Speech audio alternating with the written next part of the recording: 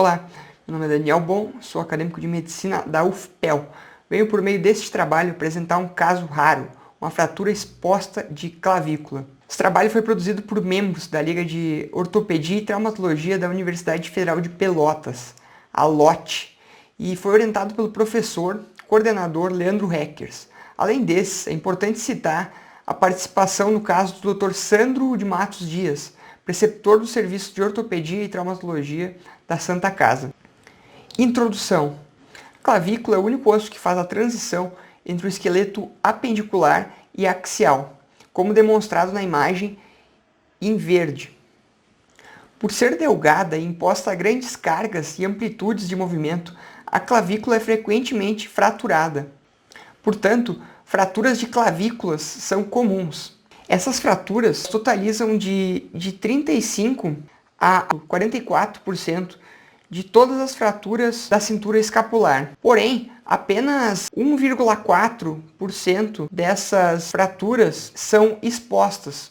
As fraturas expostas são raras nesse osso. Por isso, há escassez na literatura sobre manejo adequado e prognósticos. Os objetivos do nosso trabalho são relatar um caso incomum de fratura exposta de clavícula e gerar dados que, no momento, são escassos sobre o melhor tratamento. Esses dados permitirão futuras comparações e, assim, descobrir as melhores condutas. Metodologia. Um homem de 56 anos sofreu um acidente automobilístico durante a condução de motocicleta em rodovia. As principais lesões observadas foram a fratura de clavícula e fratura de 6 arcos costais ipsilaterais. É possível observar a fratura de clavícula e alguns arcos costais nessa radiografia em incidência antero-posterior, como podemos ver neste círculo. O que mais chamou a atenção nesse caso foi uma fratura exposta da clavícula, que foi classificada como 3A. Após a lavagem exaustiva, medidas adequadas de controle da infecção, o paciente foi submetido a uma intervenção cirúrgica inicial, com a colocação de um fixador externo de Coles.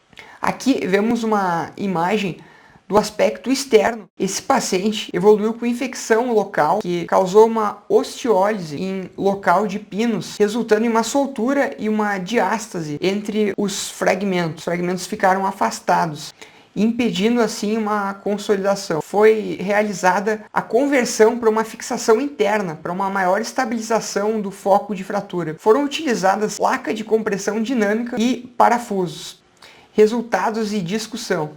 Esse paciente evoluiu com consolidação da fratura em 3 meses após a conversão para fixação interna.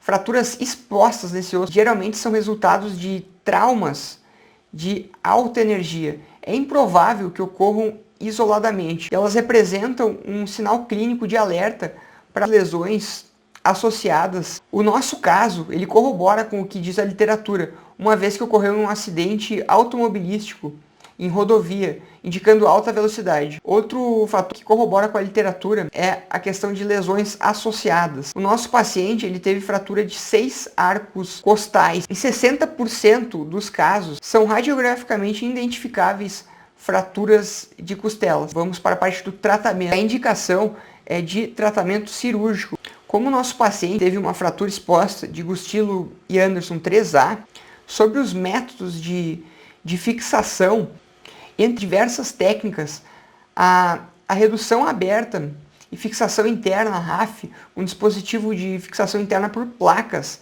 parece ser o procedimento mais indicado, pois demonstrou altas taxas de consolidação.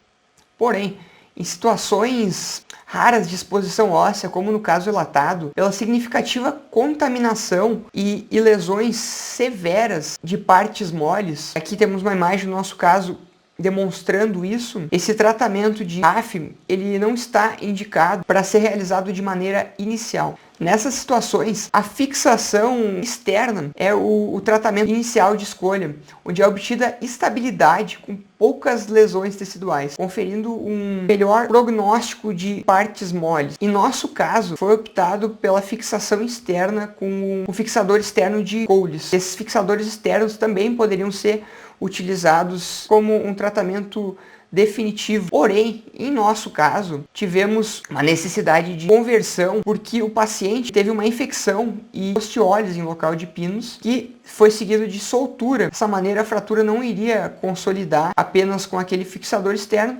Então, houve uma conversão para uma osteossíntese com placa e parafuso. Conclusão: devido à carência de dados na literatura, não há a possibilidade de fazer uma comparação com a fixação por outros métodos. E no nosso caso, a boa consolidação obtida pode auxiliar na tomada de decisões de manejo em futuros casos. Também vai permitir comparar com resultados futuros com técnicas diferentes. E assim como mostra a imagem, esse trabalho espera fornecer um passo, mais uma peça para a literatura em direção de uma maior elucidação sobre essa fratura incomum. Essas foram as nossas referências.